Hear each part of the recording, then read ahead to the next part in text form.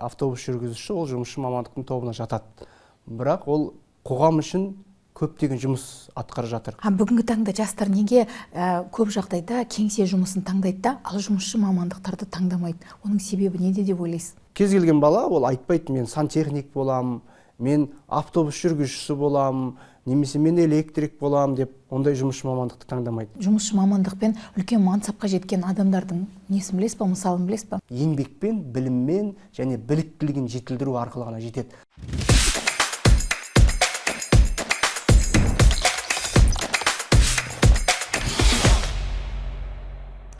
Жұмысшы мамандықтары ел экономикасының қозғаушы күші. Бүгінгі таңда бұл маман иелері тек беделге ғана емес, мол табысқа ие. 2025 жыл Қазақстанда жұмысшы мамандықтарының жылы болып жарияланды. Яғни еңбекқорлық пен шеберліктің алдыға шығатын уақыты. Бұл жайында сарапшылар не дейді?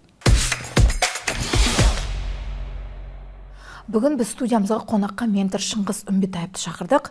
Шыңғыс мырза, студиямызға қош келдіңіз. Рахмет. Шыңғыс мырза, бүгінгі таңда жұмысшы мамандарының мәртебесін көтеру не үшін маңызды деп ойлайсыз? Жұмысшы мамандар бұл негізі қоғамда үлкен орын алатын топ деп айтсақ болады. Себебі қарапайым алатын болсақ, егер де автобуста келе жатып қарасаңыз, автобус жүргізуші ол жұмысшы мамандықтың тобына жатады. Бірақ ол қоғам үшін көптеген жұмыс атқарып жатыр. Қанша студентті оқу орнына жеткізеді, қанша адамды жұмыс орнына жеткізеді. Яғни қоғам үшін жұмысшы мамандықтардың рөлі өте маңызды, және ол қажет және дұрыс көтерілген бастама. Көп жағдайда әлсіз тұстарға өте қатты мән беріледі, себебі жыл сайын аналитика мен мемлекеттің өзінің стратегиясы бойынша, бағдарламалары бойынша аналитика жүргізіледі. Енді дәл қазір қоғамда айтатын болсақ, мынандай әлеуметтік желілерде, әсіресе TikTok желісінде тез байып, шалқып өмір сүрудің идеологиясы көбірек насихатталады. Көп жағдайда енді оның екінші жаңағы жағы болады. Мысалы, TikTok желісінде просто нені қосып қойып, камераны қосып қойып, мына жеріне өзінің кәсіби голын жазып қойып, жігіттер донерге жинайық деп қайыр тілеп отырады. Енді бұл жағынан қарасаңыз, бір құлдырағанның бір түрі да бұл. Ал енді екінші бір дүние бар, жұмысшы мамандықтар көп жағдайда адамдар жұмыс істегісі келмейді, негізгі дүние. Енді бұл мәселені қалай шешсе болады деген кезде, бұл мәселені идеологиялық тұрғыдан, яғни жұмысшы мамандықтардың мәртебесін көтеру, ол шынымен де мына жұмыстың, бұл жұмысты істесем, бұл жұмыстың жаңағы айлығы аз деп бармай қойғаннан, керісінше соны барып жұмыс істеп, тәжірибе, кәсіби дағды, жақсы әдеттер, бір орта, тіл табысу деген секілді көптеген дағдыларды бойына сіңіреді, жинайды, және де ол адамда әрі қарай тәжірибе артады, және ондай тәжірибесі, дағдысы дамыған адамдарға қоғамда сұраныс бар. Бүгінгі таңда жастар неге көп жағдайда кеңсе жұмысын таңдайды да, ал жұмысшы мамандықтарды таңдамайды? Оның себебі неде деп ойлайсыз? Ол дұрыс сұрақ. Себебі мынандай нәрсе, қазір балалардан сұрасаңыз, профориентациялық жұмыс барысында сен кез келген бала ол айтпайды, мен сантехник болам, мен автобус жүргізушісі болам, немесе мен электрик болам деп, ондай жұмысшы мамандықты таңдамайды. Бәрі тез баю, тез жетістікке жету, тез бірден бәрі бола қалу, бәріне қол жеткізе қалу деген дүниені не қылады. Бірақ ол негізі өзін өзі алдау деп есептеледі. Себебі шынымен де енді тез жететіндер бар шығар, бірақ ол бір халықтың бір 10%-ын немесе 5%-ын құрауы мүмкін. Бірақ әрбір жұмысшы мамандықтың өзінің артында негізі үлкен мән бар. Себебі егер сен автобус жүргізуші болсаң да, болмаса сантехник болсаң, электрик болсаң, қарапайым такси жүргізуші болу арқылы да адамдар халыққа қызмет ете береді. Мәселе бұл мамандықтарға берілетін дүниенің жаңағы мәні. Яғни біз әр мамандықтың өзінің мәні бар. Әр мамандық ол халыққа қызмет етеді. Егер бір күн автобус жүргізушілер жұмысқа шықпай қойсыншы, бүкіл қалада хаос болады. Яғни шынымен де сол жұмысшы мамандықтардың мәртебесі зор. Жастардың бұған келмей жатқан себебі ол идеологиялық тұрғыда насихаттың аздығы деп ойлаймын. Себебі шынымен де сол мамандықтың маңыздылығын, сол мамандықтың болашағы, перспективасын, стратегиясын, белгілі бір бағдарламалар негізінде тұрақты түрде жүргізілетін болса, онда ол міндетті түрде нәтижесін береді. Себебі бізде тек қана осы биыл ауыл жылы ма, ауыл жылы ғана, сол жылы ғана ауыл мәселесі көтеріледі. Болды, басқа жылы ол ұмытылады. Биыл мәдениет жылы ма, болды, мәдениет тек сол жыл ғана көтеріледі. Жоқ, олай емес. Тұрақты түрде үнемі сол жыл сайын сол бағдарламаны шыңдап, сол бағдарламаны дамытып, жетілдіріп отыратын болса, жұмысшы мамандықтардың мәртебесі де артады, және де қоғам арасында, халық арасында сол жұмысшы мамандыққа деген құрмет пайда болады. Оларды мысалға көп жағдайда қоғамдық көліктерде конфликттер көп болып жатады. Себебі сол конфликтлердің ол мамандық иелеріне деген құрмет болмағанның себебінен, әсерінен деп мен ойлаймын. Негізі жұмысшы мамандықтар туралы стереотиптер бар ғой, бүгінгі таңда қандай стереотиптер бар деп айтуға болады? Енді жұмысшы мамандықтар туралы стереотиптер көп жағдайда өтірік намыс болуы мүмкін, сасық намыс болуы мүмкін. Себебі мынандай нәрседе, ой, мен ол жұмысты істемеймін, себебі оның айлығы аз, себебі ол кір жұмыс, себебі ол лас нәрсе деген нәрсе бар да. Енді оның екінші бір нәрсе, адамның ішінде бір болмысында, мотивінде ондай бір эгоистік емес, бір мен халыққа пайдам тиейін, бүгін бір жоқ дегенде бір екі адамға, үш адамға қызмет етейін, жақсылық жасайын деген ішінде бір рухани болмысынан ашылатын дүние болатын болса, онда шындығында ол адам бақытты өмір сүреді. Себебі ол адамдарға көмектесті. Жаңа Шәкәрім атамыз айтады, адамдық борышың халқыңа еңбек қыл дейді. Ақ жолдан айнымай, ар сақта оны біл. Талаптан да білім мен өнер үйрен, білімсіз, өнерсіз болады ақыл тұл дейді. Яғни біз кез келген адамның адамдық борышы ол халыққа қызмет ету, адамдарға қызмет ету. Адамдарға қызмет, халыққа қызмет еткенде ол адамның рухани болмысы ашылады. Рухани болмысы ашылу деген ол адам өзіне өзі риза болады. Өзінің сол күніне, сол өміріне риза болады. Ол өміріне риза болған адам міндетті түрде оның, мен ойлаймын, шынымен де өз жұмысына жауапкершілікпен, кәсіби тұрғыда, және де сонымен қатарына жасап жатқан қызметін шынайы, анау клиент риза болсын деген мақсатпен жасайтын болса, онда ол міндетті түрде өз нәтижесін береді. Ол материалдық тұрғыда ол нәрсеге қол жеткізеді деп ойлаймын. Ал негізі ол стереотиптерді жою үшін не істеу керек деп ойлайсыз? Стереотиптер жою үшін бұл идеологиялық мәселе ғой. Бізде енді ол мемлекет тарапынан сол бағытта көптеген жұмыстар атқарылу керек. Ол тұрақты болу керек. Енді Жапонияның тәжірибесін алып қарайтын болсақ, ол жақта икигай деген технология бар, кайдзен деген технология. Енді кайдзен деген ол үздіксіз даму. Кез келген салада сен егер ол ғылыми тұрғыда дәлелденген, сен бір салада 10 мың сағат жұмыс жасайтын болсаң, онда сен сол салада кәсіби маман болып шығасың. Кәсіби маманға бізде қоғамда сұраныс өте көп, және олардың табатын табыстары да, жаңағы жасайтын жұмыстары да үлкен болып есептеледі. Одан кейінгі икигай деген ол бір адамның өзінің болмысына, табиғатына сай мамандықта. Мысалға, енді қазір қоғамда мынандай мәселе бар да, көптеген адамдар өзінің болмысынан, өзінің табиғатынан қашып, сетевой бизнеске кіріп алған. Сетевой бизнес деген дүние, ол бір негізі мен өзім ойымша, ол бір қоғамға бір пайдасы бар шығар, бірақ ол қосымша табыс көзі ретінде ғана бару керек. Сол жағдайда ғана жұмыс істеу керек. Сетевой бизнесте мен өзім айналамда да ондай адамдар бар. Мықты ғалым, мықты тележүргізуші, мықты дәрігер, мықты ұстаз, барлығы сол сетевой бизнесте жүр. Біз бұл нәрсеге шынымен де анализ жасап, мемлекет тарапынан қандай да бір анализ жасау керек, білу керек. Біздің жұмысшы мамандар қайда жүр?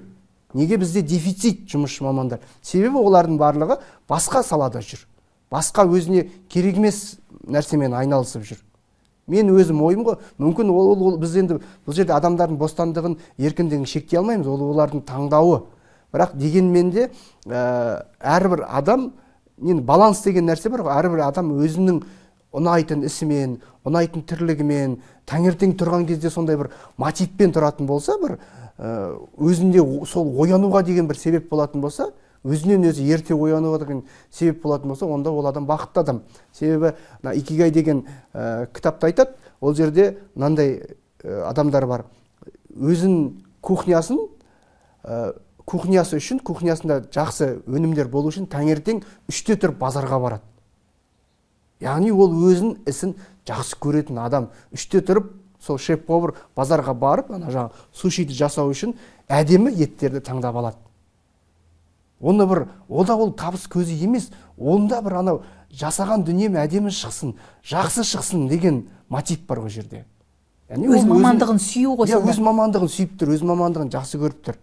Шынымен де мықты сантехниктер бар, бірақ олар басқа салада жүреді. Бір ол жерде керек емес, қажетсіз бір сасық, өтірік намыс деп ойлаймын мен. Негізі стереотиптер осы нәрсе.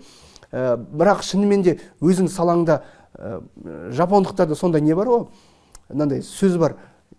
Кім болсаң да, мысалы, элементарный сен сыпырушы болсаң да үздік сыпырушы бол. Сен сантехник болсаң да үздік сантехник бол. Яғни сол салада мамандығыңды өзің жақсы көресің, білесің. Мысалы, сыпырған кезде енді оның екінші болмысы бар ғой, қанша адам таза жерде жүреді. Яғни сен қанша қызмет етіп жатсың. Әлемді әдемі қылуға септігін тигізіп жатсың дейсіз ғой. Әрбір мамандықтың өзінің енді стереотиптердің барлығын тек қана идеологиялық тұрғыда жоя алады. Себебі енді қазір көп жағдайда оны елбасымызда, президентіміз де айтты ғой, мынандай нәрсе. Қазір әлеуметтік желілерде сондай пропаганда қатты жүріп жатыр. Тез баюдың, шалқы өмір сүрудің дүниесі. Сол нәрселердің барлығы сол стереотиптерге әсер етеді. Ой, ол мамандық сондай, ол мамандық мынандай. Жоқ, ол егер сенің болмысыңа, табиғатыңа жақын болса, жаса, үздік бол. Сол салада сен жаңа цифрлық тұрғысынан, психологиялық тұрғысынан, қаржылық сауаттылық жағынан, барлық жағынан комплекс түрде дамы, жетілдір. Өс өркенде, ол сен кез келген адам өзінің қолынан келеді. Ал сіздің мысалы, сіз өзіңіз енді түрлі адамдармен араласасыз ғой, өзіңіз сондай жұмысшы мамандықпен үлкен мансапқа жеткен адамдардың несін білесіз ба, мысалын білесіз ба? Иә, мен өз жаңа марқұм әкем мысалында айта аламын. Ол мысалға мамандығы электрик болған. Қарапайым комбинатта жаңағы жұмысшы, мен өзім трудовойын қарап шыққам, жұмысшы болып бастаған. Одан кейін өзі электриктерде екінші разрядтан басталады. Сол екінші разряд, 3, 4, 5, 8-ші разрядқа дейін ең высший разрядына дейін алған. Және сонымен қатар ол кейін уже разрядтардың бәріне қол жеткізгеннен кейін жаңа басқару ісіне көшкен. Яғни облыстық электросеттің орынбасары болған, басшының орынбасары, одан кейін аудандық электросетті бірнеше жыл басқарған. Яғни қарапайым жұмысшыдан, бірақ енді кеңестік жүйеде ондай адамдардың тарихы өте көп деп ойлаймын. Себебі ол кезде шынымен де жұмысшы мамандыққа деген құрмет, олардың жаңа әлеуметтік жағдайын қамтамасыз ету, олардың қоғамдағы маңыздылығы, олардың қоғамға беретін пайдасы деген секілді қарапайым күрішшілерді алатын болсақ, бізде Сыр өңірінде сол қарапайым күрішшіден үлкен қызметке, мансапқа жеткен адамдар бар. Ондай мысалдар көп. Әкімдерді алатын болсақ, министр, депутат, олардың да тарихтарын қарайтын болсақ, көпшілігі қарапайым жұмысшыдан қазіргі осындай үлкен мансапқа жеткен. Ал енді мысалы сіз енді менторсыз ғой, осындай жұмысшы мамандықты таңдаған жастарға қандай кеңес бересіз? Жұмысшы мамандық таңдаған жастарға көп жағдайда кәсіби дағдыларын арттыру керек. Ол енді оның ішінде бізде қаржылық сауаттылық, эмоционалдық интеллект, психологиялық жаңағы біліктілігін арттыру, қаржылық сауаттылығын жаңа жоғарыда айттым. Одан бөлек жауапкершілік деген дағды бар. Әрбір адам өзінің жұмысына жауапкершілікпен қарау керек. Сол кезде мына, ой, бұл қазір мен істеймін, кетем емес. Жоқ, мен осы жұмыстан қандай да бір нәтижеге қол жеткізуім керек. Сапалы жасауым керек. Пайдалы болу керек. Ол менің қызметімді алған адам риза болып қайту керек, риза болып қалу керек деген секілді. Яғни дағдыларды арттыру керек. Үнемі біздегі енді цифрлық дағдыларды арттыру керек. Енді қазір әртүрлі қызметтер алған кезде бізде көп қой қазір. InDriver-де бар, жаңа Каспидің ішінде бар, оның Найми.kz деген сияқты сондай түрлі нелер бар. Приложениялар дейді ғой, қосымшалар. Сол жерде көрсетіледі. Ол жасалған адам, жаңа мысалы маманның жасаған қызметінің несін көрсетеді. Астында бағалауы тұрады. Ол адам қалай қызмет етті, не жасады деген сияқты. Сондықтан міндетті түрде сондай қажетті дағдылар, қарым-қатынасқа түсу, коммуникация. Ол өте қажет дағды. Одан келіссөз жүргізе білу. Конфликті болып қалмау үшін бірден келісу керек. Мен осы нәрсені жасаймын. Сосын өтірік алдамау қажет. Өйткені көп жағдайда біз қызметкерлер шақырсаң, ол адамдар білмейді. Олай емес. Білмесең білмейтініңді айт. Яғни көп жағдайда келіссөз, жауапкершілік, психологиялық, эмоционалдық сауаттылық, қаржылық сауаттылық деген секілді ақпараттық сауаттылық, сосын цифрлық сауаттылық. Ол міндетті түрде керек. Міне осындай үнемі сауатты болып жетілдіріп отыру керек.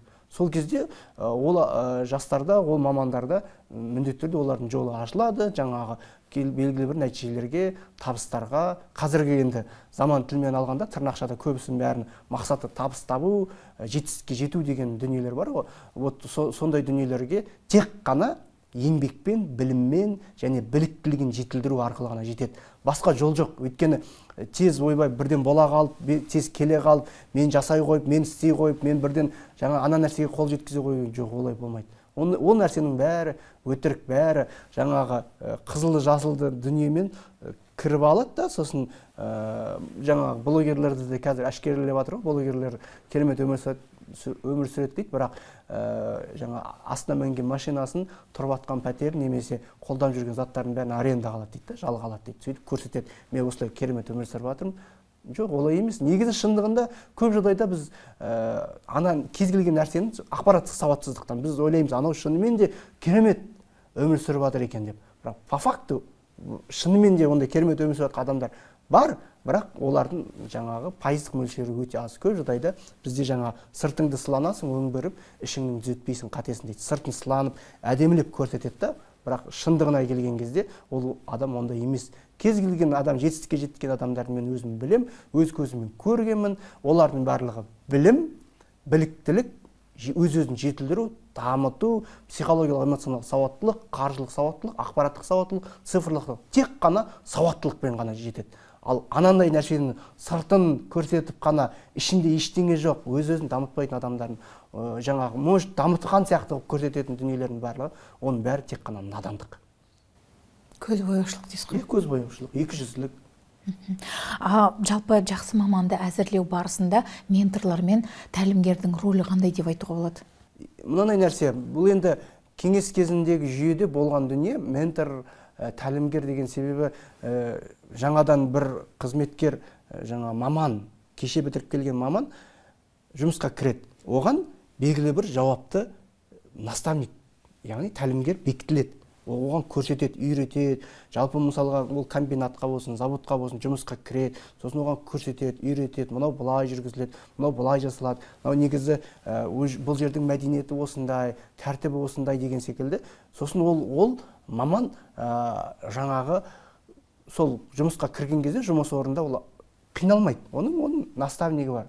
Ол көрсетеді, жол көрсетеді. Ол осы жүйені негізі енгізу керек. Енді мектептерде мысалға нелерде болса да мұғалімдерге де сондай кез келген жерде ол нәрсе өте ұтымды рөл ойнайды. Себебі ана кісінің жинаған білімі, тәжірибесі, ол жерде мысалы 25 жыл, 30 жыл істеген адам, ол жас маманға көп нәрсе бере алады. Өте көп нәрсе береді. И ол маман тез өсіп, жетіліп дамуына көп көмегін тигізеді. Бұл жүйені негізі енді қалай айтсам екен, заң жүзінде болмаса да бір бағдарлама жүзінде қарастыру керек деп ойлаймын. Кез келген нәрсеге ғылыми негіз керек.